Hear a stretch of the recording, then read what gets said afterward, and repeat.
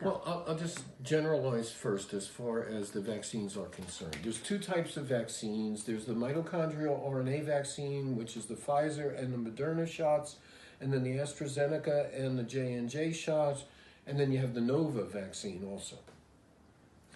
So there are 3 spike proteins on the coronavirus because it was an engineered biological weapon, and it was originated at the University of North Carolina, Chapel Hill.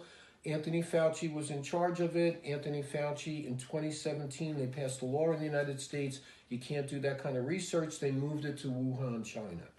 And Anthony Fauci and President Obama funded the Wuhan lab to continue that research. Now, there's a book called COVID and the Great Reset. Go on Amazon and look at it. It's by Klaus Schwab, Schwab. He's the head of the International Monetary Fund. And if you look at that book, that's the script for what's called the plandemic, which is this stupid thing that's a made-up nonsense.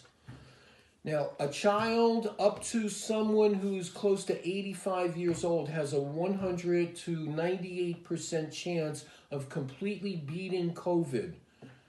And so all the statistics have been lumped up by the CDC, which you can look on their website. It's only 6% of the total deaths that they said were deaths from COVID are true deaths from COVID, which is about 12,000 people, not 220,000. Look it up on their website.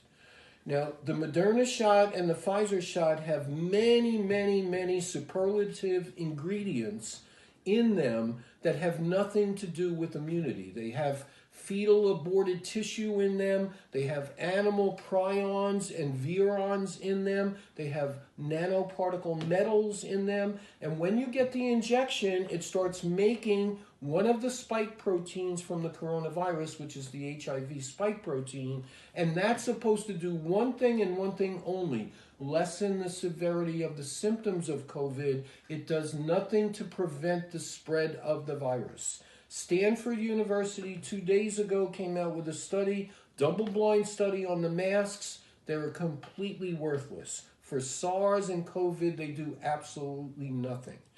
Now, the J&J shot, which people think is better, and the AstraZeneca shot, both are causing blood clots all over the world and killing people.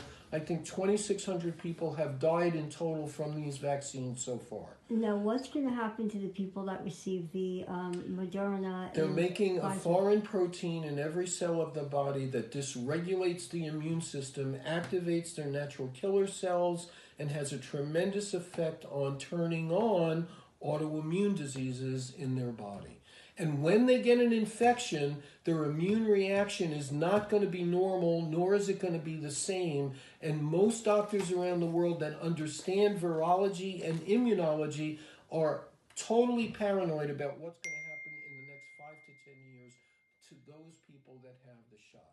Now, you got to detoxify a lot of the crap out of your body, but no matter what anybody tells you, if somebody had COVID and they recovered from COVID, they have 100% immunity for the rest of their life. That's number one. Number two is, as far as a fallacy with COVID is concerned, is children and people with no symptoms, there's no such thing as an asymptomatic carrier.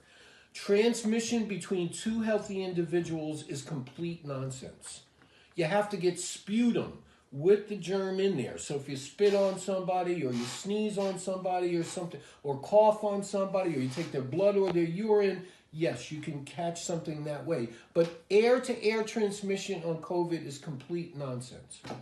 Okay. And anxiety and paranoia are the result of the pandemic because people make stupid choices for their own future and health and the health of their children because they don't know the true science. The best person to watch online is Dr. Ash. He's from Stanford University.